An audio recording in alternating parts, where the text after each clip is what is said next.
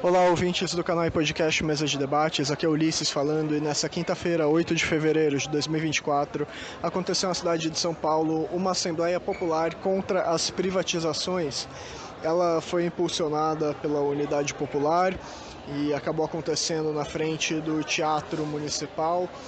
E vale contextualizar, para quem não sabe, o estado de São Paulo vem travando aí pela esquerda uma forte luta contra as privatizações, uma vez que o governador Tarcísio de Freitas, do Republicanos, bolsonarista, e cada vez mais próximo do Lula, ele já está aí mostrando interesse em privatizar empresas importantes. Então, no ano passado, a luta unificada contra as privatizações aí estava conseguindo unificar principalmente os trabalhadores do metrô, da CPTM, a companhia de trens aqui de São Paulo, e da Sabesp, companhia de água e saneamento do estado. É importante a gente apoiar essas lutas porque são serviços extremamente essenciais, básicos para a população, que correm sérios riscos, como a gente já vem aí ajudando a denunciar no nosso canal, no Mesa de Debates, e assim como também a esquerda no geral vem denunciando. E ano passado, como parte dessa luta, tiveram greves em outubro e novembro, dias de greve unificada dessas categorias. Contou aí também com alguns outros trabalhadores, categorias que se somam a essa luta contra as privatizações. E então é extremamente importante apoiar, inclusive porque tem tido aumento da repressão nos últimos meses aí em alguns episódios, inclusive episódios em que lutadores da Unidade Popular acabaram sendo presos e estão ainda sofrendo processo, mesmo tendo sido libertados, no dia em que a Assembleia Legislativa de São Paulo aprovou a privatização da Sabesp. E a luta continua, apesar de repressão aí ter dado uma aumentada nesse último período, mas todo o apoio a essa luta aí por direitos democráticos tão básicos, que influenciam tanto a vida da maioria da população. E a gente do Mesa de Debates fez então a cobertura dessa Assembleia Pública, e fiquem agora com as entrevistas que a gente conseguiu pegar nessa quinta-feira. Estou aqui com a Lígia Mendes, do Movimento Luta de Classe, da Unidade Popular, servidora municipal aqui em São Paulo. E qual a importância de lutar contra a privatização, seja no município, no estado? O que você tem a dizer para conscientizar a população da importância dessa luta?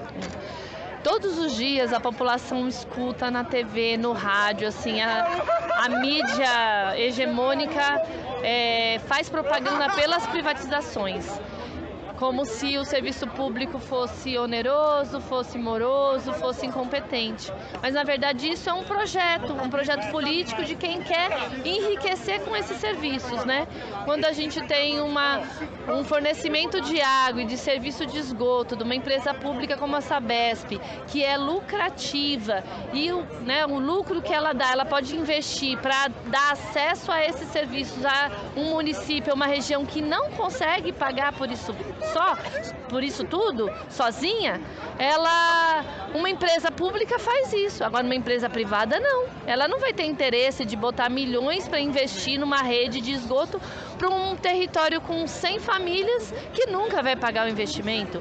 Isso só é feito por uma empresa pública. As empresas públicas, elas não têm interesse em lucro. E quem trabalha nelas também não tem interesse em economizar para prestar um serviço de qualidade para a população. Quando se faz muita propaganda de privatização, o que é isso? É algum serviço que dá muito lucro e que esse lucro está na mão do Estado, do município, e que o seu objetivo é que seja investido em outros serviços públicos. Então, é muito interesse para privatizar. Quando você privatiza um serviço, o lucro dele, que antes poderia ser investido para serviços, ele vai para o bolso de algumas poucas pessoas, os proprietários dessa empresa. Então a população fica abandonada. E para quem trabalha com lucro, ele vai pagar menos para o trabalhador que presta o serviço, ele vai precarizar a contratação, ele vai aumentar a jornada de trabalho, ele vai economizar na manutenção desse serviço, ele vai economizar na compra de materiais para poder fazer a manutenção desse serviço. Então o serviço fica pior, a gente vê aí as linhas privatizadas. Quando não vai nos bairros dos ricos, não funciona. Quando vai no bairro do rico, até que eles passam lá uma maquiagem para garantir o seu status, mas a população pobre é prejudicada com as privatizações. E esse é o debate que a gente vai colocar com toda a nossa militância na rua, explicando. E o povo tem entendido. A gente sabe o que é a Enel, né? Ela foi privatizada há muitos anos, o quanto que não é do valor da energia que o nosso povo paga. Uma família com 3 pessoas tem gastado de energia R$200. Isso é muito em relação ao salário mínimo. E quando dá algum problema, pronto, a empresa diminuiu em metade os seus trabalhadores, demora para recompor o serviço, é puro lucro. A gente tem uma telefonia privatizada. Quem não xinga todos os dias as redes de telefonia? Porque não pega, porque falha, porque cai o fio e você não tem acesso. Isso é privatização, é pagar caro por serviço precário. Beleza, obrigado. Eu estou aqui com o Ricardo Senesi, metroviário do MLC, da Unidade Popular também, que está sendo aí uma das vítimas aí dessa perseguição da luta contra as privatizações que o Tarcísio tem feito aí, e ainda está com o processo rolando, né? E eu queria saber o seguinte, qual a importância desse tipo de mobilização aqui em local público, né? Para conseguir de fato conscientizar a população contra as privatizações, porque é importante levar essa luta para além do sindicato e para a sociedade como um todo. Cara, primeiro eu queria agradecer o canal de vocês pela cobertura, pela presença, pela importância que vocês dão às lutas populares no geral, independente do partido, da organização. A gente sempre vê vocês cobrindo o ato da Palestina, enfim, as greves, todas as manifestações. Isso é muito importante, fortalecer as mídias compromissadas com a luta da classe trabalhadora. Cara, isso é muito importante, esse tipo de assembleia que nós fizemos. A gente entende que a gente atingiu o nosso objetivo, que foi um sucesso, que é trazer a militância para o ambiente da rua, né, com as pessoas assistindo, com os trabalhadores. Aqui no caso do Teatro Municipal também acompanharam, a gente percebeu. E aí nossa ideia é manter o contato da luta contra as privatizações nas ruas, o máximo possível. Por isso que o centro do que foi aprovado na Assembleia são panfletagens de 30 mil exemplares, né, do nosso informativo até o dia 26. Então a gente entende que a nossa militância, que o povo, que os sindicatos, todo mundo tem que estar nas ruas de maneira organizada, trazendo para a população a necessidade de lutar cada vez mais forte contra o governo que quer privatizar tudo. E só mais uma coisinha, falando da sua categoria dos metroviários e também dos ferroviários que estão aí juntos da luta, né? O que você tem a dizer para a população com relação ao que significa privatizar seja os serviços dos trilhos do metrô ou agora da CPTM, que está mais em pauta, né?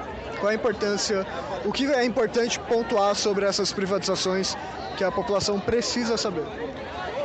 Cara, assim, as privatizações já estão trazendo muitos riscos à vida da população. Então nós tivemos ontem, né, na linha 3 vermelha, um trem andando em porta aberta.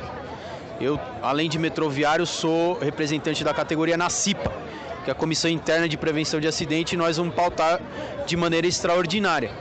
Por que não foi evitado que esse trem rodasse e evacuasse? Provavelmente porque na semana passada houve um caos completo entre a estação Belém e Brescia, se eu não me engano, devido à evacuação de um trem.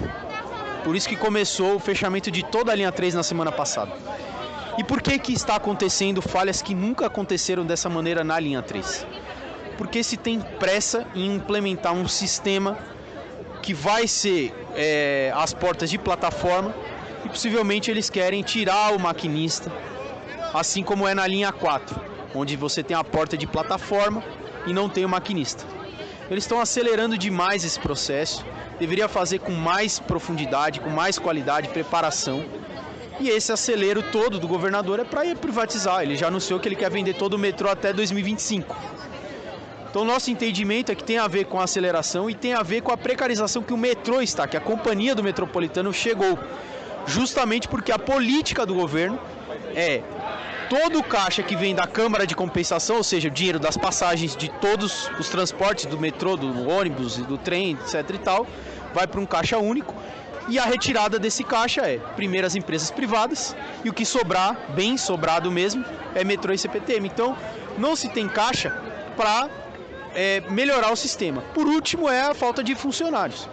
Então, não se tem funcionários para você evacuar um trem que tem uma necessidade que às vezes até é comum, uma porta tem uma falha. Só que isso era feito muito mais rapidamente. Agora, como não tem funcionário, você começa a arriscar a vida da população. Então, a nossa denúncia é, primeiro, mais concurso público, segundo, precisa investir em manutenção e qualidade, e eles estão acelerando tudo para privatizar. Então, terminando para concluir com a sua pergunta, o povo vai pagar cada vez mais caro por um serviço cada vez pior. Isso já está acontecendo e nós tememos por vidas, por acidentes. Só para citar o exemplo do metrô, que é o meu caso, mas no caso da água, a gente inclusive teme pela qualidade da água tratada. Beleza, obrigado. Eu estou aqui com a Nicole e com a Júlia, coordenadoras da ocupação Damares e Lucena, também são do movimento Algabenário de mulheres e da Unidade Popular. E eu queria saber, com relação à desocupação, ao despejo, né, que a ocupação sofreu hoje, como foi esse processo? Vocês sabiam que ia acontecer? Vocês acham que é legítimo esse despejo? O que vocês acham importante pontuar para a sociedade sobre a ação do Estado contra a ocupação de vocês? Na nossa opinião, foi um despejo totalmente arbitrário. Primeiro que a gente não soube, não fomos anunciadas sobre a reintegração. O processo correu de maneira de segredo de justiça, ou seja, a gente não pôde nem se organizar para retirar nossos móveis, para abrir um diálogo com a prefeitura, que era o principal para nós nesse processo, né? Ou com o Estado, considerando que são eles os principais responsáveis pela falta de atendimento do poder público no combate à violência contra as mulheres. Então, na nossa opinião, inclusive, muito provavelmente nós vamos ver esse espaço voltar a ser abandonado nos próximos dias, ficar oferecendo inclusive perigo para quem passa ali em frente, sem cumprir nenhum tipo de função social, enquanto a gente está sem um espaço para continuar esse trabalho de combate à violência, né? E o quanto o Estado coloca a propriedade privada acima da vida, né? Inclusive da vida das mulheres. Porque ali era um espaço abandonado há muitos anos, até a vizinhança fala, a própria vizinha do lado fala que pulavam lá para roubar as coisas dela. Era um ponto seguro que podia ser usado para abusos sexuais, inclusive, né? Um ponto de uso de substâncias psicoativas, enfim. Era um ponto bem seguro para a região e para as mulheres da região, né? E quanto a vida das mulheres nesse momento não importa ao Estado, né? O que importa é a propriedade privada. São esses meios que não vão fazer diferença na nossa vida, né? Enquanto isso, a gente tem no Estado hoje de São Paulo, né, no governo e na prefeitura, dois fascistas, né? Ricardo Nunes e Tarcísio de Freitas, que cortaram muitas as verbas destinadas às mulheres, né? Inclusive, o Ricardo Nunes é denunciado por agressão, né? Por violência, né? Também por questão de corrupção com creches e diversas falas contra a vida das mulheres, né? Cortou 38% da verba destinada aos serviços de acolhimento às mulheres vítimas de violência na capital de São Paulo. Então, assim, a gente vê que não há preocupação do Estado, né? E por isso o movimento realiza as ocupações como modo de enfrentamento direto e denúncia da violência, né, ativamente. Porque hoje a Zona Leste de São Paulo é uma das regiões que mais mata mulheres. Eu queria saber também, teve a inauguração recentemente, né, dessa ocupação. Que tipo de atividade vocês fazem e por que vocês acham importante fazer esse tipo de atividade numa ocupação voltada para mulheres? Nessa semana a gente realizou diversas atividades, inclusive com as mulheres do bairro. Então, oficina de bordado, né, a gente fez a apresentação do nosso movimento, fizemos atividades culturais, né, para que as mulheres possam também ter esse momento, né? Então, a casa serve também como esse poder popular e para que a mulher se emancipe dessa violência, né? E que a gente pense a mulher para além da violência, como um ser que pode ser organizado politicamente, que deve ser organizado politicamente, né? E a importância das nossas casas para a organização dessas mulheres trabalhadoras, para que elas possam entender a violência e o fruto dessa violência que é a sociedade capitalista, né? E que possam entender a sociedade capitalista e a opressão que passam diariamente, né? Então, as atividades são essenciais para que a gente possa conversar com as mulheres. Então, às vezes, ali numa oficina de bordado parece muito simples, mas elas vão falando da violência, elas vão se fortalecendo, vão tendo essa relação de comunidade entre as mulheres, de coletividade, que é o mais essencial do nosso trabalho. É um coletivo de mulheres, né, que lutam pelo fim da violência e diversas outras lutas, né, contra as privatizações, enfim, todas essas lutas que interferem diretamente na nossa vida, principalmente as mulheres que estão na periferia. Então a gente realizou diversas atividades essa semana, né, na qual nos tornamos públicas. No sábado, e Damares Lucena, a gente veio homenageando essa grande revolucionária, inclusive os filhos da Damares Lucena esteve na nossa casa falando da vida da mãe deles, né, das experiências, né, do quanto Damares Lucena era assim, uma representação também das mulheres que hoje estão na Zona Leste, né? Então, acredito que seja um pouco disso, do porquê as atividades são essenciais, né? De forma coletiva, do combate à violência, mas também da organização das mulheres trabalhadoras. Da importância de a gente entender essa opressão e a raiz dela. Nem sei. Ok, e só mais uma pergunta. A gente está aqui num ato contra as privatizações, uma Assembleia Popular, né? E como vocês acham que a questão das privatizações influencia na vida das mulheres, principalmente as mulheres que acabam precisando de serviços de acolhimento e outros como que vocês estão prestando? É ótima pergunta, porque na verdade vão ser as mulheres, como já têm sido as primeiras a serem atacadas com esse processo, né? São as principais chefes de família das famílias mais pobres, então vão precisar se responsabilizar pelo cuidado com a família caso falte saneamento básico, quando faltar se for privatizado. Na falta de água, são elas que vão precisar lutar para que isso não aconteça, porque vão ser as mais prejudicadas, né? As famílias mais pobres, as famílias negras das periferias e que são comandadas por mulheres, né? Que assumem o cuidado da casa, da família, enfim. E a gente já tem uma expressão disso no serviço de atendimento às mulheres, porque existe uma disputa intensa, né, por tudo quanto é bem público, por parte do Tarcísio, por parte do Ricardo Nunes, de querer vender todo bem público que nós temos.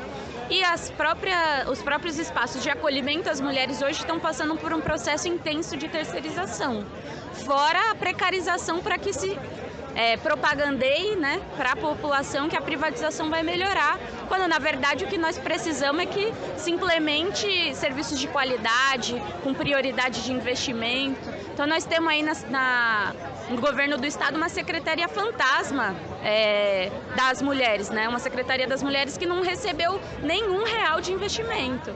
Como que você pode dizer que o serviço público não dá conta, que precisa ser privatizado, se ele nem recebe o mínimo de orçamento, né? Para conseguir aprofundar esse trabalho.